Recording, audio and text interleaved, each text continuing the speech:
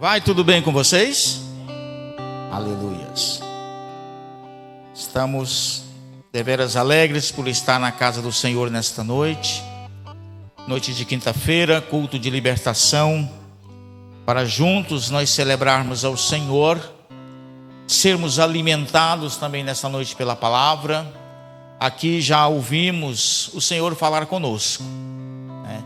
Aqui já ouvimos o Senhor tocar os nossos corações, com as canções, com as palavras que já foram aqui ministradas. Isso nos mostra que Deus está neste lugar. Estamos aqui para hoje adorar ao Senhor, e vamos aproveitar esse tempo que nós temos para estar aqui ministrando esta palavra que, sim, eu havia preparado ela para a semana passada, mas aprove a Deus, né, que acontecesse diferente. Outras manifestações aqui aconteceram, que foi de Deus, e eu até, pastor, eu confesso que eu tinha até já esquecido da palavra, né? Eu tinha até me esquecido, eu estava preparado para outros banquetes, mas aí a pastora nos falou, vai pregar aquela palavra que ficou para trás.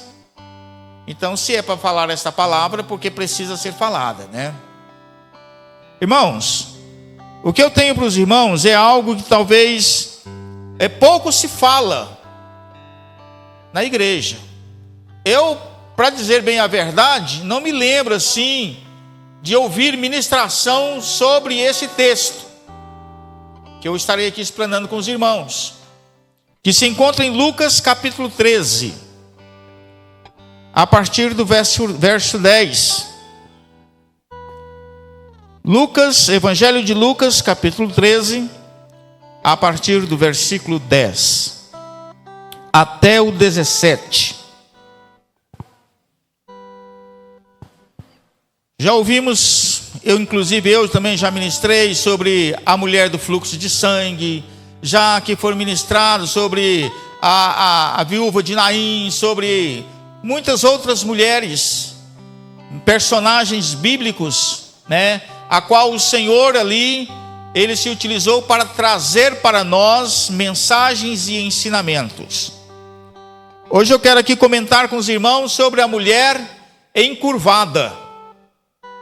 A mulher que vivia encurvada por causa de um espírito mau. Lucas capítulo 13, verso 10 diz: E ensinava no sábado numa das sinagogas, e eis que estava ali uma mulher que tinha um espírito de enfermidade, havia já 18 anos, e andava curvada e não podia de modo algum endireitar-se. E vendo-a Jesus, chamou-a a si e disse-lhe: Mulher, estás livre da tua enfermidade. E impôs as mãos sobre ela, e logo se endireitou, e glorificava a Deus. E tomando a palavra, o príncipe da sinagoga, indignado, porque Jesus curava no sábado, disse à multidão: 6 dias há em que é mister trabalhar, nestes, pois, vinde para serdes curados, e não no dia de sábado. Respondeu-lhe, porém, o Senhor e disse: Hipócrita, no sábado não desprende da manjedoura cada um de vós o seu boi ou jumento, e não o leva a beber água? E não convinha soltar desta prisão no dia de sábado esta filha de Abraão, a qual há 18 anos Satanás mantinha presa?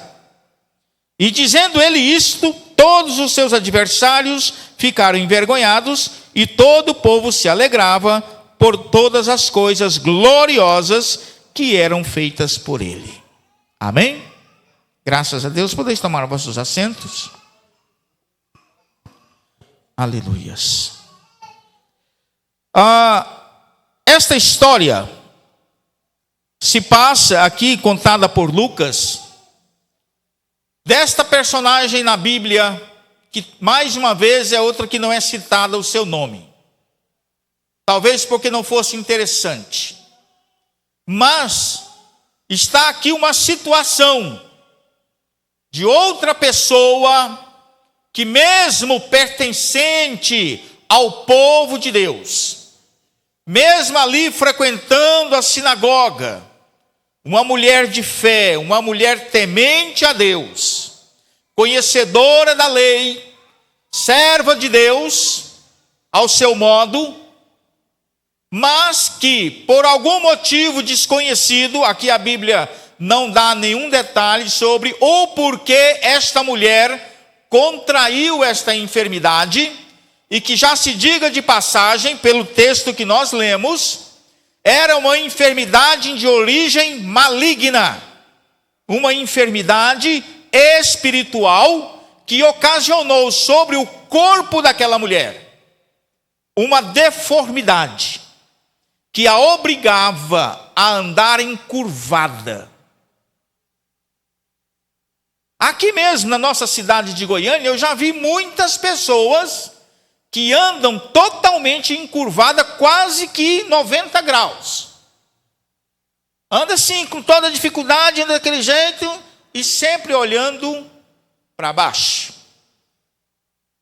Porque se é uma coisa que nós aprendemos, que quando Satanás, ele escraviza uma alma, ele deprime esta alma a ponto de que ela não consegue mais levantar os olhos para o Deus Todo-Poderoso, para o socorro que vem do alto.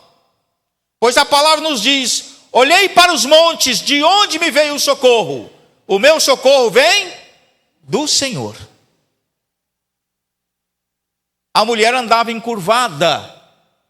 Imagina aqui uma situação nossa, irmão. Se eu ficar agachado um pouquinho de tempo, eu já sinto as costas doendo, e para voltar é uma dificuldade. Imagina viver 18 anos naquela situação, mas confiando que um dia o milagre ia acontecer. Baseado aqui também em outro detalhe, quando eu vejo aqui datas, tempo registrado na Bíblia, o paralítico na beira do tanque, ali há 38 anos, a mulher do fluxo de sangue, 12 anos, me corrigem aí, às vezes eu embaraço aqui os números, né? E muitos outros, o jovem lunático, que se jogava no fogo, e há muito tempo já sofria com aquilo. O pai da criança, que já há muito tempo a criança foi tomada por espíritos malignos e vivia há anos dominada. O que eu quero destacar aqui, que não importa o tempo em que a pessoa, a alma, vive aprisionada nas garras de Satanás. Pois para Deus não interessa o tempo, interessa que quando chegar a hora, Deus traz a libertação e a cura na vida da pessoa, quando ela também procura. Jesus estava nesse dia, num sábado, em uma determinada sinagoga. Não diz qual era, não diz a cidade, mas diz que ele estava em uma das sinagogas, como de costume. Porque Jesus sempre estava ali ensinando nas sinagogas nos dias de sábado. E nesta sinagoga especificamente, neste dia, ele avistou ali uma mulher. E vamos entender aqui uma coisa, que de acordo com os costumes da época, nas sinagogas, no templo, as mulheres não podiam entrar no mesmo recinto que os homens. Os homens tinham o local de adoração, que era o lugar mais público, onde tinham os rabinos, se reuniam e ensinavam, e as mulheres tinham um recinto à parte. Elas não entravam no mesmo recinto. Mas uma sinagoga, a gente traduziria para nós aqui hoje uma congregação. Seria uma extensão do templo como nós temos hoje. Aqui é uma congregação. Talvez ela não fosse grande, fosse mais modesta, e as pessoas, mesmo com as separações, ficavam mais próximas. Jesus entra nessa sinagoga, está ali ensinando, e em um determinado momento, ele avista aquela mulher, talvez lá no seu lugar, encurvada. Mas estava na sinagoga, estava na igreja, estava ali naquele momento, no sábado, adorando a Deus, fazendo ali a sua tradição de frequentar a casa de Deus. Mas há 18 anos ela estava oprimida por um espírito de enfermidade. Jesus avista, chama ela, já quebrando todos os protocolos. Porque Jesus era mestre em quebrar protocolos religiosos. Ele nunca ficou preso a regras criadas por homens. E mesmo quando certas regras que foi determinada por Deus, ele mesmo disse: vocês interpretam tudo errado, a lei que Deus enviou. Porque vocês criam as regras e, em vez de levar o homem para Deus, está afastando eles de Deus, impondo cargas que talvez nem aqueles que criam as regras conseguem levar nem com um dedinho, nem querem, por serem pesadas, fardos pesados, que são colocados sobre as pessoas, para ali dominá-las por meio de mandamentos e mais mandamentos, leis sobre leis, regras sobre regras, para manter as pessoas apenas cativas em dominação humana. Enquanto que Jesus veio para nos trazer libertação, cura, salvação e nos libertar da opressão de todas as coisas desse mundo. Ele avista aquela mulher, chama ela, e imediatamente ele já diz para ela: você está liberta deste teu mal. E o registro aqui na palavra está dizendo que imediatamente, instantaneamente, num ato miraculoso, ela se endireitou, porque o Senhor repreendeu um espírito de enfermidade que havia naquela mulher. Note que ele não falou assim: olha, seja curada dessa sua corcunda, desse seu mal na sua coluna. Não, ele disse: se liberta do seu mal. Porque Jesus identificou que o problema naquela mulher não era um problema de saúde física, mas era um problema de saúde espiritual. E coisa que muita gente às vezes não querem entender, que muitos males que nós às vezes estamos passando, um mal que vai se perpetuando, uma doença que não cura, um mal que vai nos acompanhando, é preciso ser tratado de maneira espiritual. Agir de maneira que não é coisas naturais, mas é coisas espirituais que entrou em nossa vida e vai se perpetuando ali, seja dentro da nossa casa, no meio da nossa família, nos negócios, na saúde física. Algo que procura remédio, faz tratamento e o trem não resolve. Então devemos buscar na palavra, buscar em Deus, pôr o joelho no chão e clamar ao Senhor que revele qual é o problema. Porque às vezes é preciso nós falarmos: Senhor, eu não aguento mais, eu não sei mais o que fazer. Só o Senhor para entrar na minha causa, na minha situação.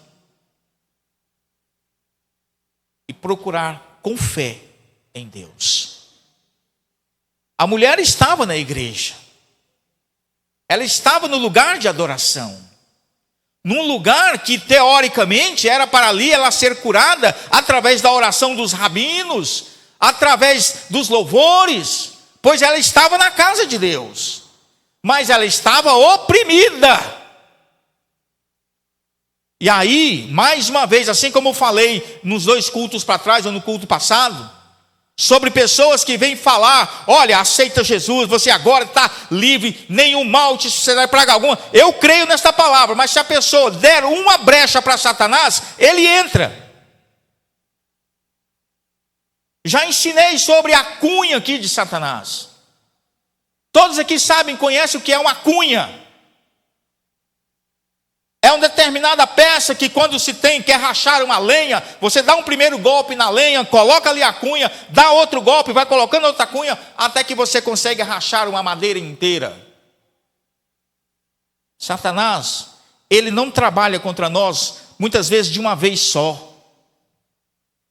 Ele vai procurar falhas, ele vai procurar brechas. E quando ele acha uma brecha, por mais pequena que seja, ele não perde tempo. Ele coloca a cunha dele. E essa cunha pode representar diversos tipos de males nas nossas vidas. Depressão, opressão, ansiedade, medo, frustrações. Tudo aquilo que nos leva a contrair pensamentos negativos em nossas vidas e que nos leva a ter uma vida de derrotas.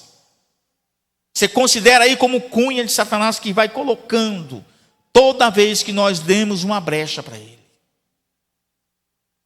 A gente tem ciência de que na igreja moderna nossa, nas nossas igrejas modernas, o que mais tem dentro das igrejas são crentes doentes. Crentes que não conseguem vencer males, que estão continuamente depressivos, precisando de oração, precisando de campanha. Não conseguem achar ânimo, força, alegria na presença do Senhor, porque já foram, de uma certa forma, contaminados por um mal espiritual. E o diabo, ele é persuasivo. O que é persuasão? É quando tem aquele poder de falar na tua mente que você é um fracassado, um derrotado, que você não tem direito às bênçãos de Deus, que você não nasceu para ser vencedor. E muitas pessoas vão se deixando levar, em vez de usar o que a palavra nos ensina, porque muitas vezes não leem a Bíblia, ficam só esperando que as bênçãos caiam do céu e não se esforçam em estudar, em meditar, em adorar a Deus. E aí vem aqueles pensamentos: você é derrotado. E se esquece de olhar que na Bíblia nos ensina que a nossa mente tem que estar cheia das coisas dos céus.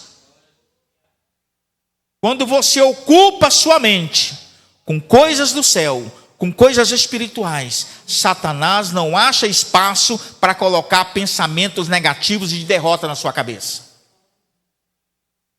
Mas encha a tua mente de Deus. Encha o teu coração das coisas celestiais. Pois a palavra de Deus nos diz: olha, sede fortes, eu sou contigo, a vitória é nossa no nome do Senhor. E quando nós temos essa convicção, o Satanás não tem poder sobre nós.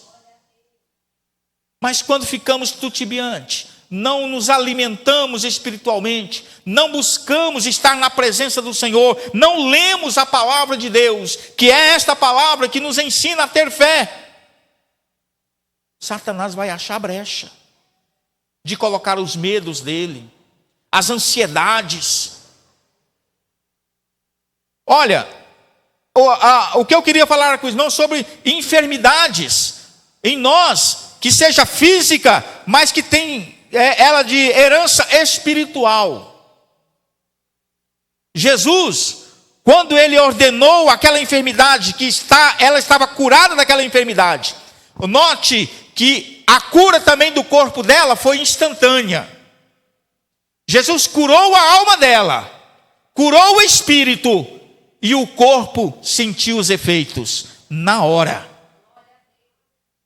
Assim como as enfermidades que eu citei aqui, quando eu falei que há enfermidades espirituais que refletem no nosso corpo. Reflete. O que acontece quando a pessoa ela está em depressão? O que acontece com o seu corpo? Ela se definha. Ela vai buscar ficar num quarto escuro, se lamuriando, se destruindo, não come, não se arruma, a estima da pessoa vai lá a zero.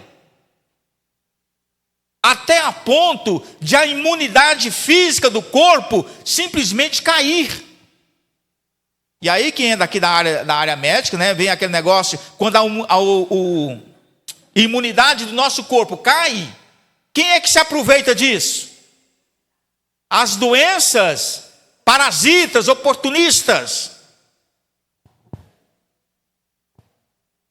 Satanás também sabe disso.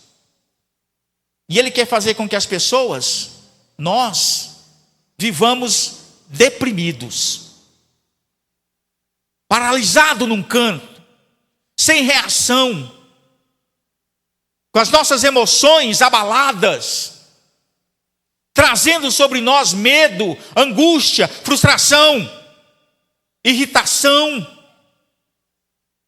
Muitos desses males que as pessoas às vezes vivem, pessoas que vivem continuamente irritada. Toda vez que você vai ver com a pessoa, vai ter com a pessoa, ela está irritada. Algo está acontecendo. E não é coisa natural, é espiritual. Vai falar com a pessoa, tudo que você fala com ela, a resposta dela é de derrota. Tem pessoas, irmãos, eu já vivi isso, creio que muitos aqui já viveu isso. Você vai conversar com a pessoa, você sai doente lá quando você passa por ela. De tão carregada de coisas negativas. E quando você ora e empenha as mãos sobre ela, e se você não estiver totalmente, na unção, guardado, revestido, então nós precisamos ter muito cuidado. Oremos pelas pessoas, por isso que eu recomendo, toda vez eu recomendo aqui, quando você for orar por alguém, for interceder por alguém, primeiro olhe por você mesmo, revista-se, para que o mal que há naquela pessoa não se transfira, porque Satanás ele nos conhece muito bem. Às vezes eu acho que estou bem, não tenho mal, mas sabe aqueles probleminhas ocultos? Satanás conhece. Ele conhece. E é ali que ele vai se aproveitar. Então, enfermidades. A gente precisa conhecer a natureza da enfermidade. Que ora está em nós ou que está em alguém que a gente quer ajudar. Você precisa conhecer a natureza. Aí é onde vem outra necessidade que nós crentes precisamos buscar de Deus. Que é um dom muito especial, muito bonito. O dom de discernimento de espírito. Para que quando você chegar com alguém, ou alguém chegar até você, o dom de discernir que espírito está nessa pessoa. Que está se aproximando de você. Que tipo de mal é aquele? Jesus identificou de cara o mal naquela mulher. E ele não olhou, não viu nela uma enfermidade física. Ele viu nela uma enfermidade espiritual. Nos cegos, muitas vezes ele usou de coisas materiais. A história do cego que ele cuspiu no chão, ele fez um barro, um lodo, e passou o lodo nas vistas do homem. Ele usou uma coisa, poderiam alguns dizer, então ele fez ali um preparado medicinal. Ele fez um preparado medicinal, que ele passou no olho do cidadão lá e ele ficou bom das vistas. Para muitos hoje seria, ele manipulou um remédio lá. Tudo bem, mas serviu. Mas em muitos outros casos, Jesus sempre falou assim, olha, você está liberto deste mal. Vai e não peque mais, como ele falou para o homem do tanque de Betesda. Quer ser curado? Quer? Então vem cá, agora vai e não peca mais não. Isso me leva a entender o quê? Qual era o mal daquele homem que estava naquele tanque há 38 anos? Ele deve ter cometido algo lá atrás, que Satanás jogou ele numa cama, e ali ele ficou aprisionado. E Jesus disse, não peque mais. O caso da mulher, o que foi que aconteceu? Não sabemos. Mas era uma enfermidade espiritual que com certeza Satanás achou uma brecha, entrou, instalou, e começou a atuar também no corpo físico desta mulher.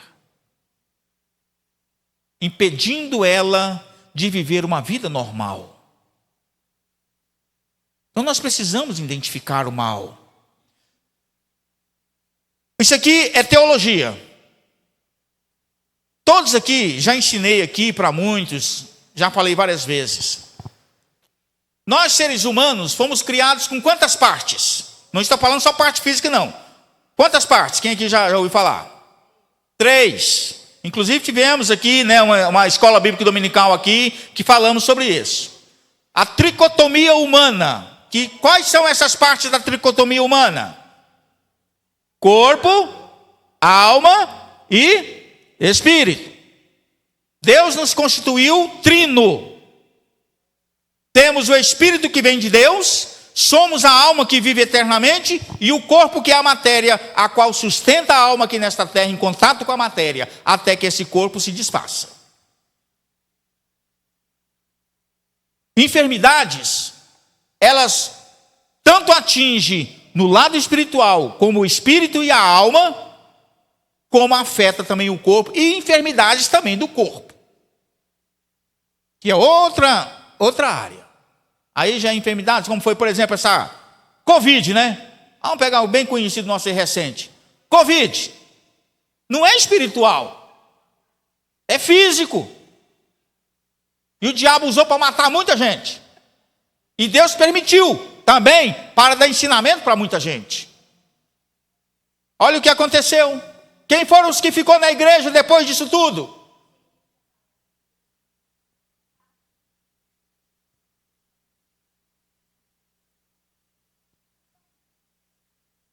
Contando todo mundo.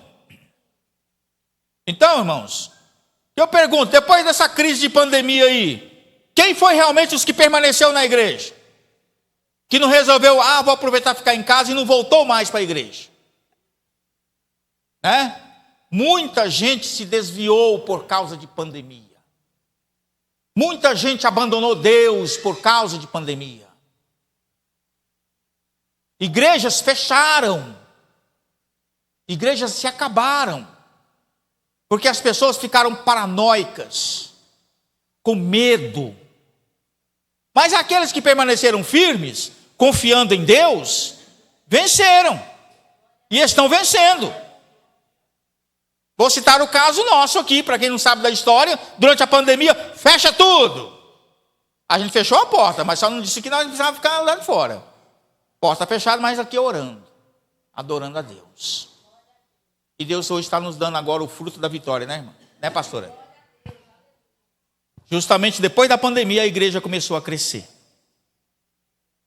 Porque a gente confiou naquele que nos guarda. Eu contraí Covid. Mas Deus foi tão misericordioso comigo e com a minha casa, que lá na minha casa contraímos a Covid, mas foi uma gripe. Uma gripe. Passamos de boa. E estamos aqui. Então, precisamos entender que enfermidades físicas que vêm da natureza, que é coisa mesmo dos males, do próprio corpo que vai tendo esses problemas, é coisa natural. Mas precisamos entender que tem males, tem enfermidades, que ela é de cunho espiritual. E a gente precisa tratar com remédio espiritual. Se a pessoa está em depressão, não sabe por que está deprimida, aí vai tomar Gardenal, vai tomar não sei mais o que, vai tomar remédio de tarja preta. O que esses remédios fazem com o corpo? Quando não vicia, né? Faz uma série de problemas. Não estou aqui recomendando que você vai largar seus remédios assim à torta direita, não. Faz a avaliação primeiro. Mas, observa, avalia. Vai para a oração, pergunta para o papai, papai, o que está acontecendo? De onde que vem esse mal que está em mim? Com certeza, Deus não te deixará, como diz na palavra, não te deixará confundido e nem envergonhado. Pois o Senhor não rejeita a oração de ninguém. E Ele não vai fazer nada sem antes revelar aos seus santos o que Ele quer fazer. Então nós precisamos buscar. A mulher estava ali encurvada, ela foi curada. Ela foi curada no espírito, ela foi curada na alma e o seu corpo foi liberto também, curado. Quando Jesus faz uma obra, irmãos, ele faz completa. Completa. Jesus não faz meia cura, não. Meia libertação. Se a gente busca mesmo com sinceridade e com verdade, a obra de Jesus é completa, é inteira. Um outro episódio na Bíblia que fala aqui de um outro cego, que Jesus fez lá e falou para ele: e agora, como é que está? Como você está vendo? Ah, eu estou vendo homens como se fossem árvores. Então o negócio não ficou pronto totalmente. Ele começou a ser curado. Só que Jesus falou: espera aí, não está pronto não. Aí depois que Jesus fez lá outra obra lá, e agora, como é que está? Agora vejo tudo claramente como a luz. Jesus não despede ninguém sem antes libertá-la, trazer cura, libertação na vida dela. Simplesmente a despede.